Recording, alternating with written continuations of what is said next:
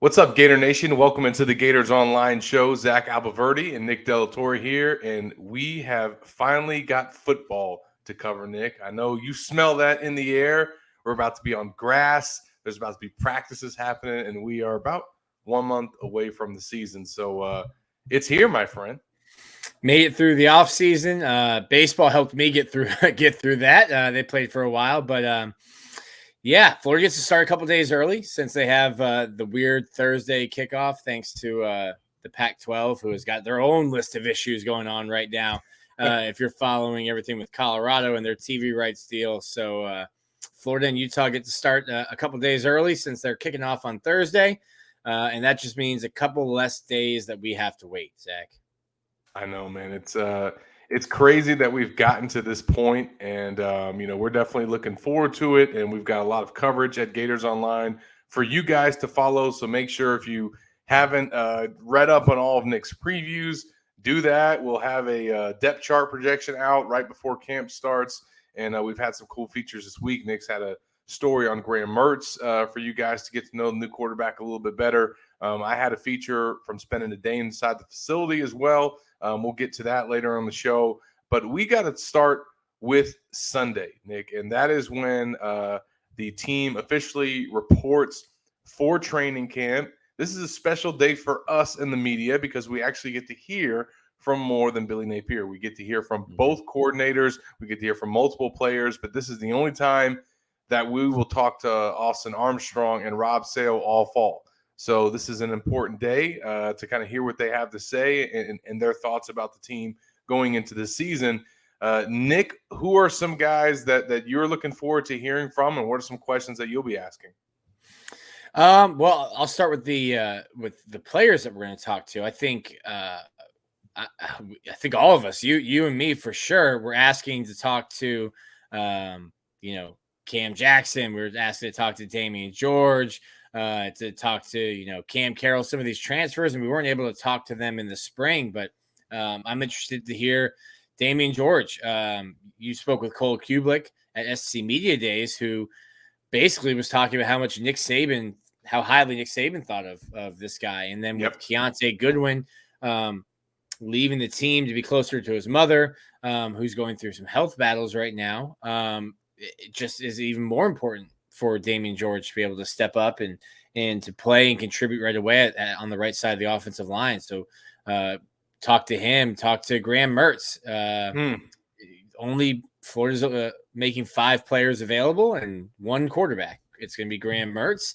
I think the writing is on the wall. I don't think we're,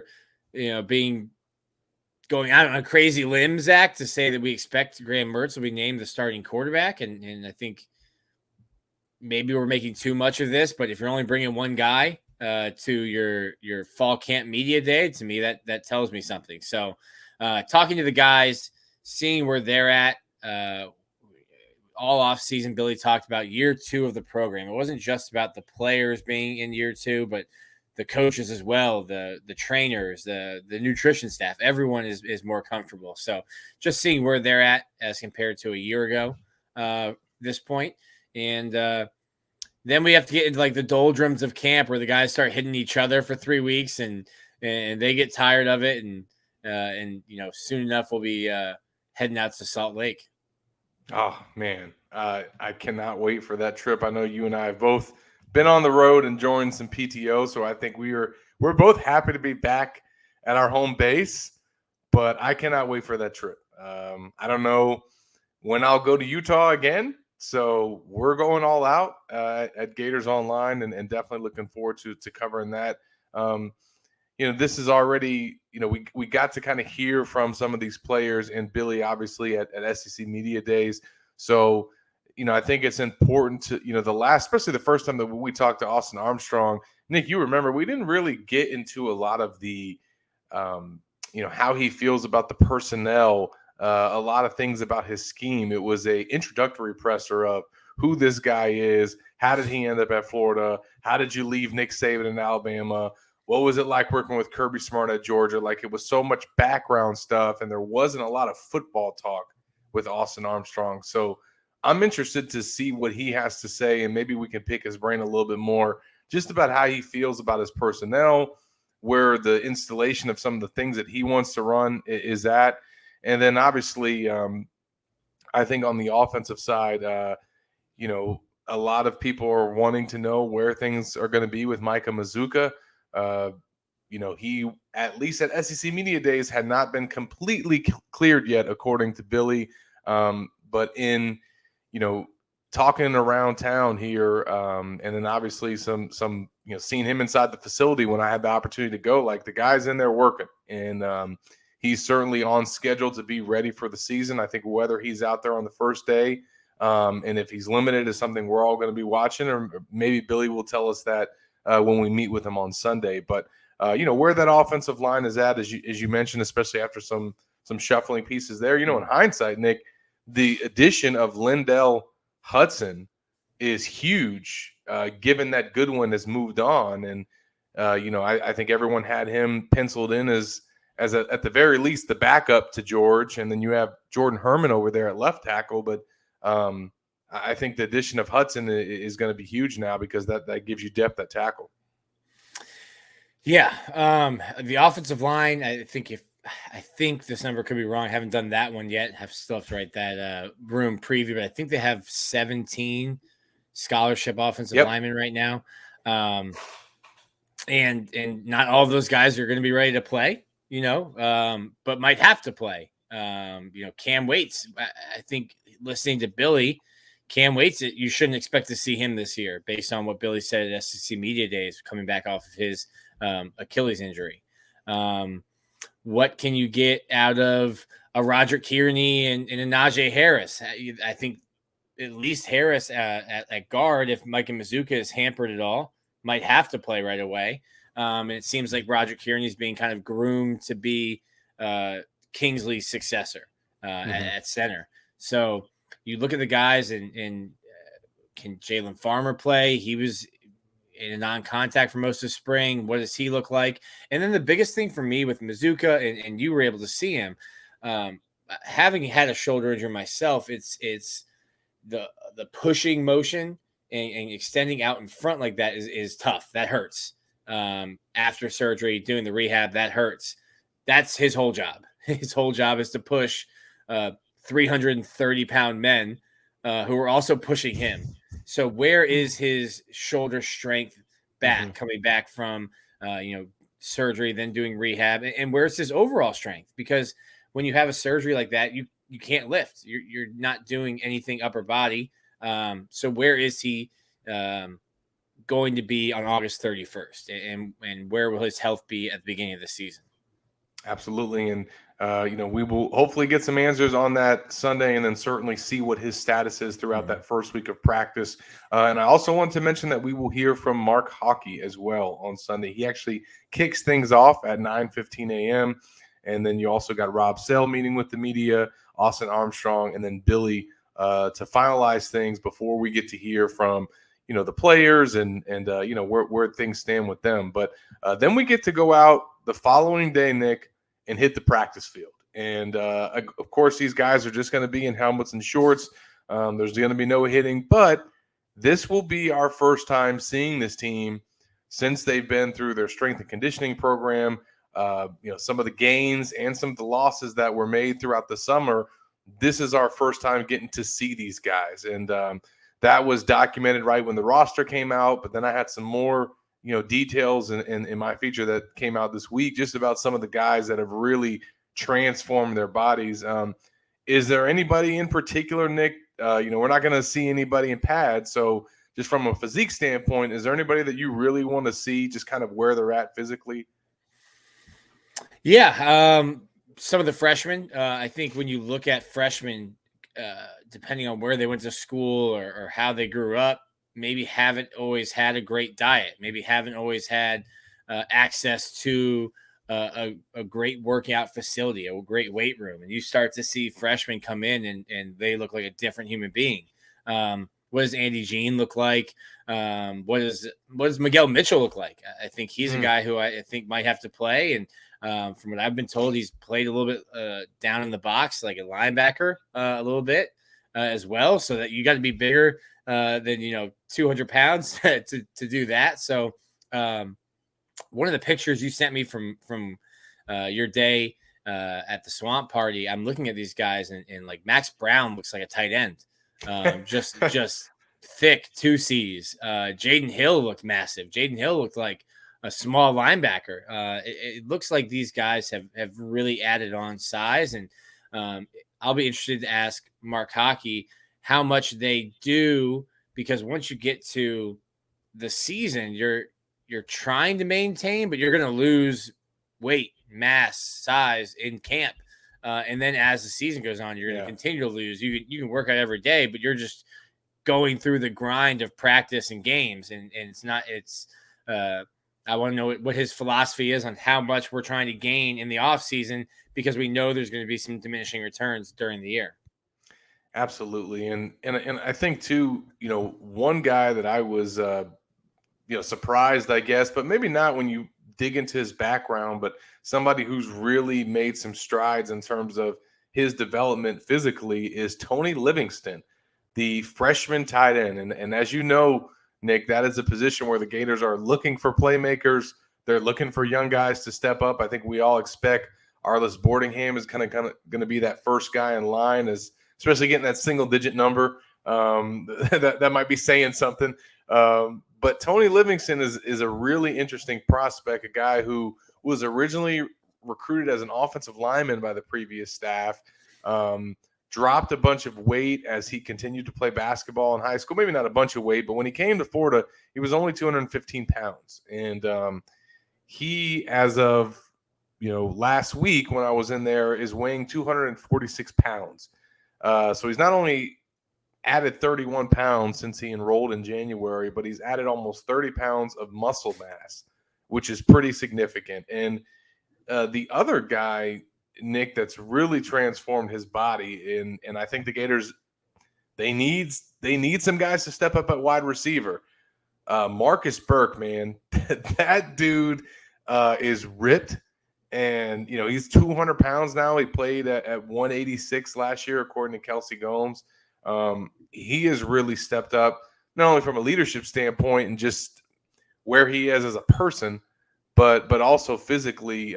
He's really taken some strides. So I'm interested to see how that shows up on the field, because he needs to be a guy that is, at the very least, heavy in that two deep rotation, pushing for a starting job. And physically, he's definitely made some strides. And then in terms of the guys that have lost weight, I think maybe the most intriguing guy who led all the players was Jalen Farmer. I've always kind of he's been one of the guys, Nick, that I can't wait to see how he develops, because Georgia wanted him so bad when he was a recruit, and I think Auburn as well. Like, there were so many SEC schools, but specifically Georgia, that were trying to flip him from Florida after the coaching change, and it did not happen. And then he comes in as a true freshman, and he was Osiris Torrance's backup basically the whole year until he got hurt. And he's, recovered from surgery that he had on his arm. He's dropped 23 pounds. And Kelsey Gomes raved about him. Billy raved about him. And then when I saw him in the facility, I was like, whoa, that guy, he doesn't look like an offensive lineman. That's how in shape he is. And as you know, Nick, because of, they lost obviously Goodwin at tackle, but because of weights, at some point in the season, Billy said they're hoping to have him back, but it doesn't sound like it's going to be for the opener. They need Jalen Farmer ready to go right away. Another guy who doesn't look like an offensive lineman, Austin Barber. Yeah, like Austin Barber might have like a 4-pack. Guys just lean. Expecting big things from him this year, and that's gonna be a huge position. So Florida, I feel good about the offensive line. I think we'll learn a little bit more once camp starts. But when you look at this team, you need the offensive line to be able to dictate games, to be able to have Billy come up to them and say, hey, we need a 7-play drive right now, and we need 8-play drive, 9-play drive, and we need to run the ball. You guys just have to man up and push some guys around. So there's going to be multiple times against Utah and throughout the year where the offensive line will just be challenged and say, hey, we have to run the football. You've got a ton of running backs. I've heard great things about Cam Carroll. I've gone from being like, what is this guy doing? Coming to this running back room for his last year of eligibility, being like, you got to figure out a way to get him on the field. So the offensive line is going to be huge. I don't know how much depth there is. So health and nagging injuries and injuries will be huge to watch. You need to put some of these offensive linemen in bubble wrap during fall camp. Yeah, they can't afford to have any other guys go down, and I think that we saw that in the spring game. So definitely looking forward to seeing what that group looks like. I mean, you lost 4 starters, so that is going to be, where that position is at is going to determine, I think, a lot of success on the offensive side of the ball. The Gators will be out there on Monday for the first practice of fall camp. They will have 5 practices that first week, and then the Gators are scheduled to scrimmage twice during the month of August. The first scrimmage will be August 10th, and the second scrimmage will be August 18th. So there is going to be, from what I'm told, at least one practice where the media will be able to attend the entire practice, which is what we had in the spring. And there may be a chance that they even have an open practice to the public. So that's still, I think, being determined, and what day would make sense. And I think the day that was tweeted yesterday or on Thursday, there isn't even a practice schedule that day. Yes. So yes. An intern might have gotten something wrong on Twitter, but it's not. It's a possibility, which to me is crazy. I wasn't, because you would think they would only do it in the spring, not in the fall. I wasn't expecting to get open practices in. And listen, we get 15 minutes of individual drills. We see the exact same thing every day. But I wasn't even expecting to get media open time in the fall. You get it in the spring because you're not really preparing for a team, for an opponent. You're just working on yourself in the spring. So last week when we got our schedule, I was like, oh wow, a lot of open stuff to us, and then very surprised that you're going to have a fully open practice. Yeah, we'll see if that actually comes to fruition. I think the media boys and girls are going to be able to get in there, so that's exciting for us. And hey, I'll take any type of access that we can get when it comes to practice. Anything that we can do besides that little 15-minute window that we get is great. We'd love to get in there for a scrimmage. But nonetheless, we'll have you guys covered at Gators Online. So make sure that you stick along with Nick and I as we take you into Sunday, take you into Monday, and then all through the month of August. Want to give a shout out to our sponsor, My Perfect Franchise, and Andy, who's been rocking with us for some time now and doing a great job. And if you are interested in My Perfect Franchise, this could be for you. If you are ready to leave the corporate rat race for the American dream, you're looking for a side hustle while working your current job, or you're just wanting to diversify, build wealth, and or leave a legacy, Andy can help. He is a franchise consultant as well as a franchise owner. And, he helps people find franchises that fit their skill sets, their financial requirements, and their time to commit. His services are 100% free, and he's here to help you if you have any questions about business ownership. You can learn more and contact Andy anytime at myperfectfranchise.net or calling and texting him at 404-493-9901. Nick, as we head into fall training camp for the Florida Gators, I think me and you, and I think a lot of fans out there are going to have their eyes on some particular position battles that are going to play out over the next few weeks. I think one is obvious, and that's the quarterback spot, although I don't know how long that race is going to play out throughout the course of camp. Billy alluded to that some at SEC Media Days. But in your mind, Nicholas, what are some of the top battles that you're waiting to see in camp? Yeah, obviously quarterback, but I think that'll play itself out pretty quickly. I'm If it interested to drags see. out, that would be bad. Yeah, I'm interested to see wide receiver. Ricky Pearsall's played a little bit outside, but is that out of necessity, or is someone like Jaquavion Frazier's and Caleb Douglas going to step up and be able to play the X and the Z and let Pearsall stay in the slot? Um, Derek Wingo has bided his time since 2020. He's been here learning a new position. He was a pass rusher at St. Thomas Aquinas, then had to learn to play inside linebacker at the college level. All of a sudden, a sixth-year kid comes from Ohio State and takes his spot while Wingo's going, rehabbing two different surgeries. Can Derek Wingo, who has become kind of a vocal leader in the locker room and a guy that people look up to, is he out? Can he get his starting spot back? And what's going to happen with Trahaja Mitchell and Wingo and who plays next to Shamar James at safety? Can Kamari Wilson start, or did RJ Moten come and take his spot in the transfer portal? So I think there's a bunch of ones that who starts on the other side of Jason Marshall at cornerback. Is it Jalen Kimber? Is it Jaden Hill? Is it Devin Moore? You've got a bunch of guys there, and you've got a bunch of freshmen defensive backs, Jakeem Jackson, Deshaun Johnson. There's a bunch of guys that young guys who how quickly can they get themselves ready to play? And can they make an impact? Mm-hmm. One battle that I don't think people are talking about, and that's because it's kind of irrelevant, but Montrell Johnson and Trevor Etienne. I mean, who's going to be RB1? I think obviously it was Montrell all last season, but if you pay attention to these things, Trevor Etienne was named the running back of the spring and got the Emmitt Smith Award by the staff.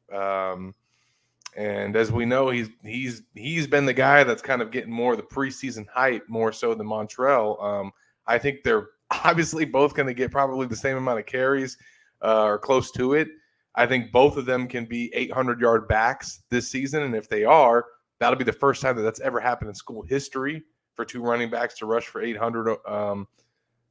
But I think that there's a chance that Trevor could be the guy and earn that starting job. Again, I don't think it matters that much at that position, but that is something to watch for. Going into camp a few weeks ago, Nick, we did some position battles to watch, and one of them that I had on there was right tackle, and that's I think no longer a spot. That is all Damian George, although hearing what Cole Kublik had to say about him from what Nick Saban told him at Alabama, it sounds like maybe he was always winning that job over Goodwin, who just still was not as experienced as Damian was, even though maybe had more talent and upside. But that's a spot that's pretty much locked down. Like you said, I think the receiver is going to be interesting because Ricky Pearsall played exclusively outside receiver in the spring game. Did not line up in the slot. And that wasn't just a spring game thing. That was all spring camp. Part of that was so that he could develop that in his game. Another reason for that is so that he didn't have to come off the field, when they were doing just some one or two receiver sets. But then the other thing, and I think most intriguingly, is now defenses don't know where he's going to line up. And, he will still play in the slot, but he's going to play both outside receiver spots. They are going to feature him, but because of that, they're going to need some other guys to step up in the slot. They're going to need some other guys to step up outside. Khalil Jackson, how much, does he factor into a starting job potentially at wide receiver? I mean, he earned that scholarship. We had a story at Gators Online about that this week as well. So, and then I think on the interior of the defensive line, I mean, personally, I think it's going to be the two transfers, but I think that Chris McClellan, Tyreek Sapp, both of those guys are going to be vying for not just playing time, but starting jobs. And I think they're all going to be in the rotation. But maybe who emerges from that, Caleb Banks and Chris McClellan are both second-year players. So they're right around kind of the same place in terms of their development. So seeing which one of those guys edges each other at defensive tackle, I do think Cam is clearly going to be the nose. But you're going to see plenty of Dez Watson as well. So we'll be covering it all. If you had to pick one spot where you think there'll be an upset, Nick, is there one position where somebody might win a starting job that you might say is a surprise? Well, I've written it twice now, saying that I think RJ Moten will win a starting job at safety. But there's one we didn't talk about, and it's probably because it's special teams, but kicker. Adam Mahalik was the worst kicker since Austin Harden statistically last year. And Trace Mack didn't even try a field goal. Didn't the spring game. Florida's not going to blow teams out. They're not going to have the roster to just steamroll teams. They might not be able to overcome bad place kicking in games. So you're going to need a reliable kicker to not leave points on the field. So that one's interesting to me. And if Adam Mahalik wins that job, is that an upset? Because now you have a kicker who's been on scholarship for 2 years, not winning a job over a walk-on. And Mahalik was put on scholarship, but you don't need 2 kickers on scholarship. If you have two kickers on scholarship, one of them better be a freshman and the other one better be a senior on their way out. And that's not just like you didn't need 2 long snappers on scholarship. Sure didn't. Yeah, that was a lot of mismanagement of the roster. Yeah. But that's one that's not sexy. People aren't going to talk about that, but I think Florida is going to be in close games all year long. They're not going to be able to afford to go 1 for 3 on field goals and beat LSU in Baton Rouge. Mm-hmm. So finding a reliable, dependable guy there, I think is big for them.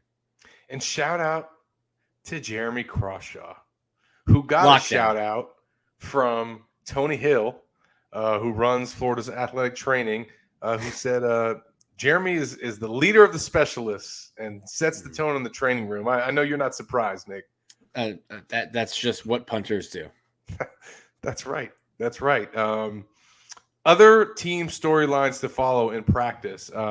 Certainly at punter, there will not be any storylines to follow other than, I guess, a Ray Guy campaign for your boy Crawshaw and where that's at. But I think defensively, obviously, everybody wants to know where that unit is at, how things are going to look with Austin Armstrong. We'll talk to him about it on Sunday.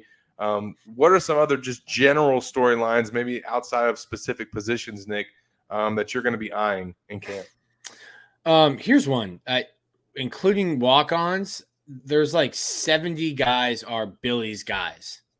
So we've talked a lot about, well, Florida missed in the portal, and they maybe didn't get like the big names that FSU did. And there was a lot of, peering over the fence and seeing what your neighbor's yard looked like in the offseason, specifically in the transfer portal season. So this is largely Billy Napier's team.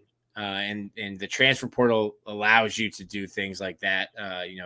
Back in like when Will Muschamp was here, or Jim McElwain, the thing was, hey, you got to give them 4 years to get their guys in. And now you've already done it here in Florida. Billy's already done it. So that's going to be something to me as a storyline. Like, okay, these are Billy's guys now for the large part. These are Billy's guys. And what can you do with your guys? And I'm still not ready to make wholesale judgments on Billy Napier this year. I don't know that the season will go great in terms of wins and losses. I think 6 to 8. But what do you look like, and what does the program look like? Are those 5 losses on the year? Are they devastating losses? Are you getting blown out, and then are you eking out wins, or are you beating the teams you're supposed to beat, and then competing more against at LSU, against Georgia, games like that? No doubt. I think sticking on the defensive side, obviously that's going to be a theme throughout camp, is just how improved that unit looks or can be under Armstrong. I think 2 spots specifically that maybe don't fall into the position battle category, but have to be better is edge, and more specifically that outside linebacker spot, and then nickel, the star spot. I mean, that is just, those are two positions where the Gators just did not have that consistency last season, and especially at starts, it's not really been there since Chauncey Gardner-Johnson. So is Princely Umanmielen, who got that number 1 jersey, and we know that is, I put that in my story, that's not, that jersey isn't what it was with the previous staff. It's not like they only give it to the best player on offense and the best player on defense. But having said that, Princely is probably going to be the best player on defense, or one of them.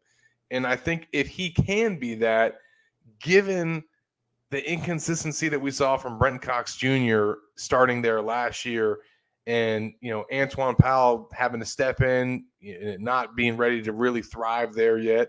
I think he did a solid job, but they need somebody to be elite on the edge. And if Princely can do that, I think that's going to be huge. And then at the star, like Trevez Johnson has moved on, never was really elite at that spot when he had it. Can they get somebody, Perkins, Hill, somebody there to just make that spot more productive, which I think in turn will really, really help the defense? We will find out. And then offensively, a few things. Offensive line, we've mentioned, where's that going to be without the starters that they had gone from last season? If it is Graham, as we all expect, what does that offense look like with him quarterbacking it, and how much is on his plate? How does he do operating what Billy's asking of him? And I think maybe third, and perhaps most importantly, who are Florida's other playmakers' weapons on offense? We know the 2 running backs. We know Ricky Pearsall. That's it, really. We expect Caleb Douglas to step up. Jaquavion Fraziers, is he next in line? Marcus Burke, is another one of those running backs going to emerge?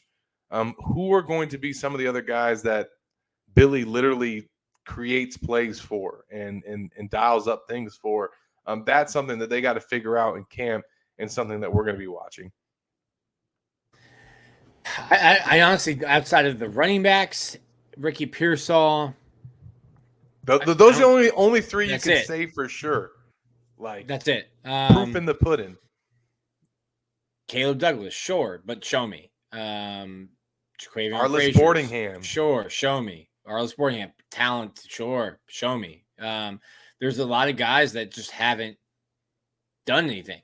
Whether it's Arliss Boardingham, who's only been here for a year, or Jaquavion Fraziers, who's going into his 3rd or 4th year. Yeah.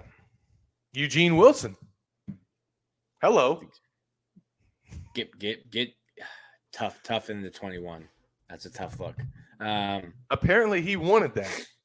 He wore 21 his first 2 or 3 years in high school. What did he wear as a senior? 1. Also, we're getting to a point where, like, the number 1 jersey doesn't mean what it used to mean at Florida. I was trying to think as you were talking about that. The last player I think that should have worn it, if you're holding it to the standards of Kewan Ratliff. Like when Tony got it, that was deserved. Kyle Pitts. Kadarius Toney was like, okay, sure. Yeah, but Tony wore that one, though. Percy Harvin, Reggie Nelson, Vernon Hart. We're talking all Americans. Kadarius Toney was good. Kadarius Toney wore that number 1, Nick. He made that number. Are you kidding me? Yeah, no, yeah, but like 2020 season. But Kyle Pitts is that kind of guy. Like, Kyle Pitts should have been in number 1. Kadarius Toney's a fine number 1, but like Ricky Pearsall, okay, fine. Like, I think he's a really good player, but he's not Percy Harvin. He's their best.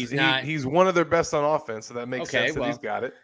If we're holding it to the standard of ththose players, then Florida wouldn't have issued a number 1 jersey since 2020. Well, remember that was McElwain's thing.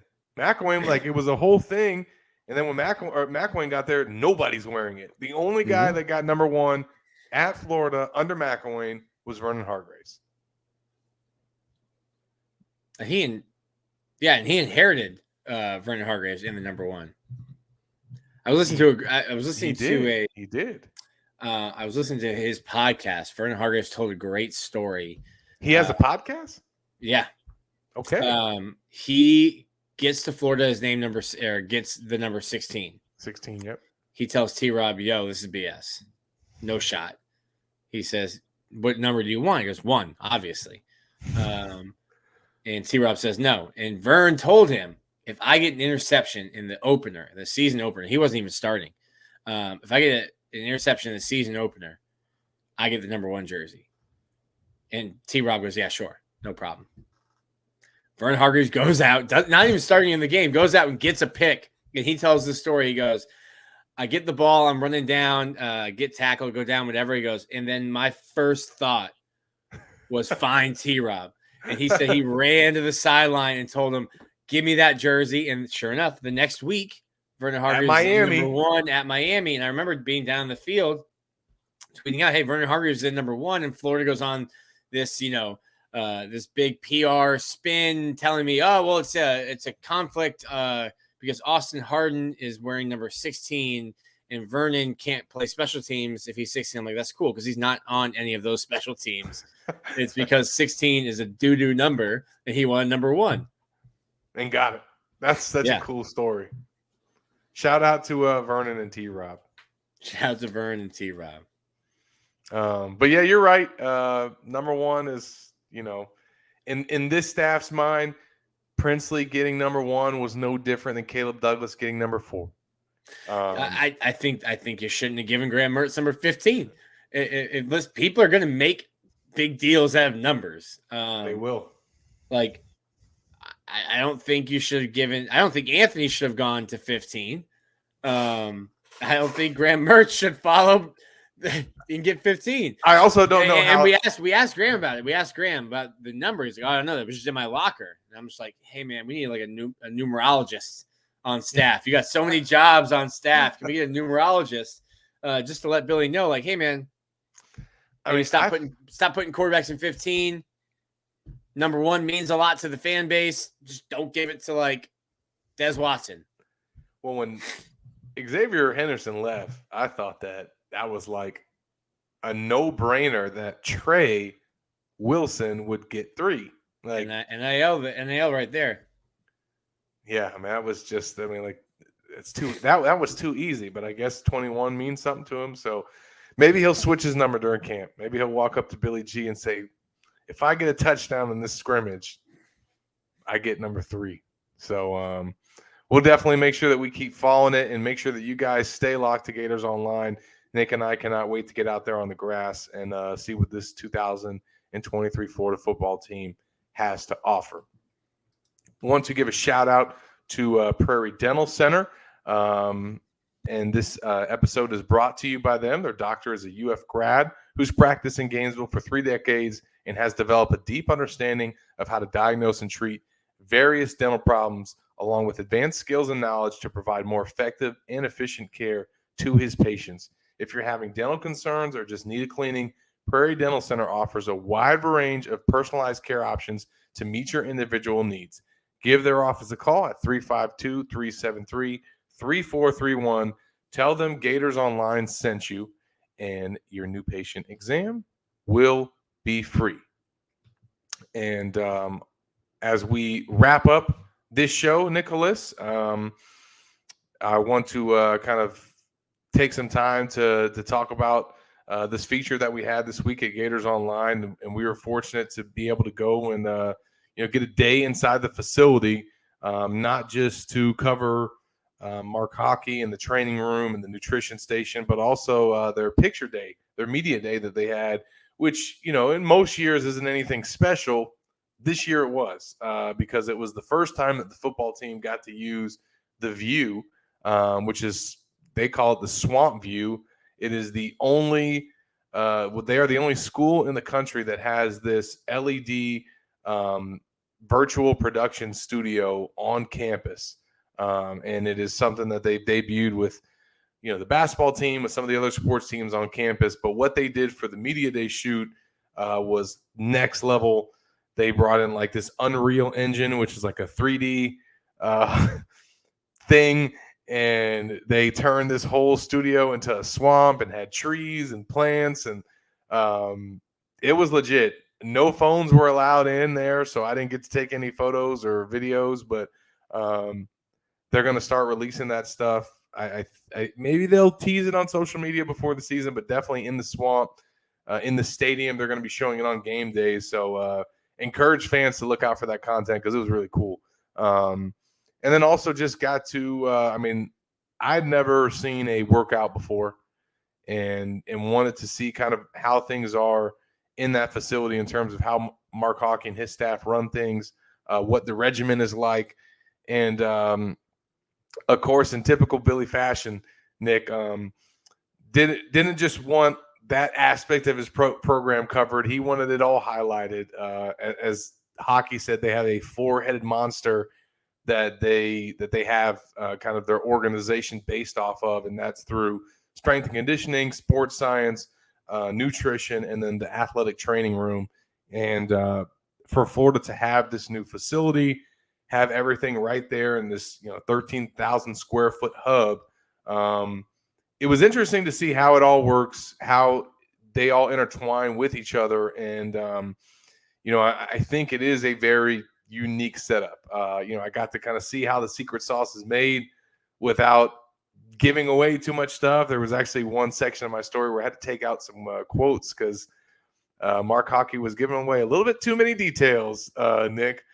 But it was great to just see them at work, visit with Hockey, and I know that you can appreciate this, Nick. Like he said in that story, and then to me off the record, like, yo, this, there was some pushback last year to us coming in here as a new staff, a new strength staff, and as many Florida fans know, like Nick Savage was really beloved by players, and while I think many players were ready for a coaching change from a head coaching standpoint, from maybe an assistant coaching standpoint, a lot of guys did not want Nick Savage to leave. So Mark Hockey was the kid eating lunch by himself in high school. Nobody was walking over to that table. It just goes to, you spend more time with the strength staff and the head strength and conditioning coach than you do with maybe even your position coach, and certainly more than the head coach. I remember, I think just the way Dan handled, even like telling the team he was leaving, just like in and out, like, yo, by the way, peace. They're giving me a bunch of money. I'm out of here. But Nick Savage was their dude. Ooh, breaking news, Nick, as we record this show on a Friday. Open practice in the swamp August 5th for fans to come out and check. So we teased it a little bit earlier in this episode. Like Nick said, maybe somebody put out some wrong dates initially, but August 5th from 2:30 to 4:30 inside Ben Hill Griffin Stadium. It will be an open practice for fans. Admission is free. You can enter through Gate 1 and Gate 6. And Gate 18 will serve as the only exit point at the end of practice. So definitely encourage fans to come out and check out what this team has to offer. It was really cool, Nick, to get that inside look at how they run things. And, you hear all the time, hey, we're a family in here. Like we have a culture that where people are close, like where guys care about each other. It's one thing for folks to say that. It's another thing for us to see it and to be in there and see, Alex Watson or Alex Watkins get cornered in the weight room and picked up by a bunch of players, and they, take him through all these different rooms and throw him into the cold plunge pool for his birthday. To see Marcus Burke and Justice Boone like rush outside to join some of their teammates who are just in this heat, going through this conditioning test that they had failed, and they had to do it again, and they weren't going to be able to stop until they passed. Like, these two dudes were done with their workout. They could have gone on about their day, and they literally both ran outside and not only, stood there and watched these guys and cheered them on, they actually jumped in the workout and did the conditioning test with them. I just don't know if this team in the past had that much was that close, and there was that type of leadership. And one of those guys, Justice Boone, like he got named the Werfel Man of the Month for this past month. He was singled out by every single coach that I talked to, Mark Hockey, Tony Hill, and Kelsey Gomes as well, for just the leadership that he shows in every single one of those rooms. And I think that it is, to that point that you mentioned earlier, Nick, about 70 of these players or whatever the percentage is being Billy Napier's guys. Like, there is that buy-in is there now. That real family and that real culture that Billy was always trying to build and get towards, it's in a totally different place than it was a year ago. I got to see that up close and personal. Now, how much of a difference will that make on the field this fall?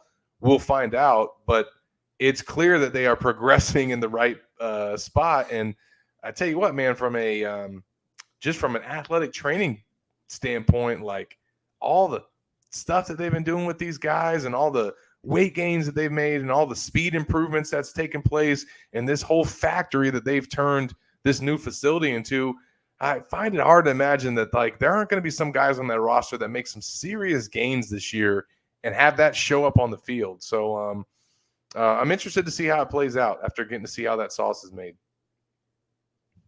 You got lost in the sauce. I did get lost in the sauce. That's right. I tell you what, I would gladly take any meals that Kelsey would want to prepare me. I even lobbied the next time that you're doing a cooking class for the players. I will gladly come and cover that and even be a guinea pig testing. So we'll get to hear from Mark on Sunday, his thoughts on where this team is at heading into fall camp and how they did in their regimen phase. You can read some of that and a lot more at Gators Online in this feature that we have. The title of the story: Four-Headed Monster Powers the Player Experience at Florida. So I tell you what, if you read that and then you go on YouTube and you watch this new Florida Gators highlight that came out this week, I think you'll be ready for football season. Ready to go.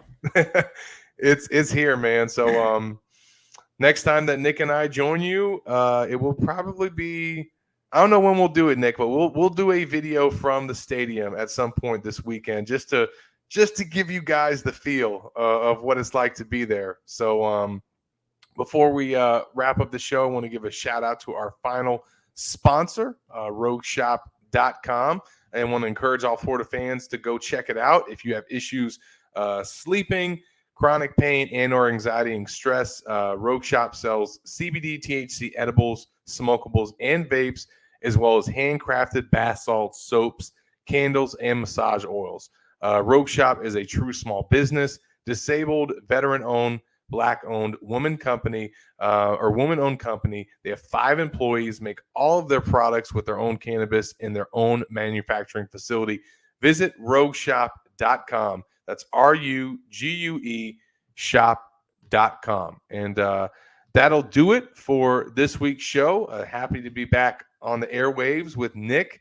We've both got a chance to take some time off in the month of July and recharge our batteries for camp. But I think we're ready to get out there, Nick. Yeah, I'm ready to go.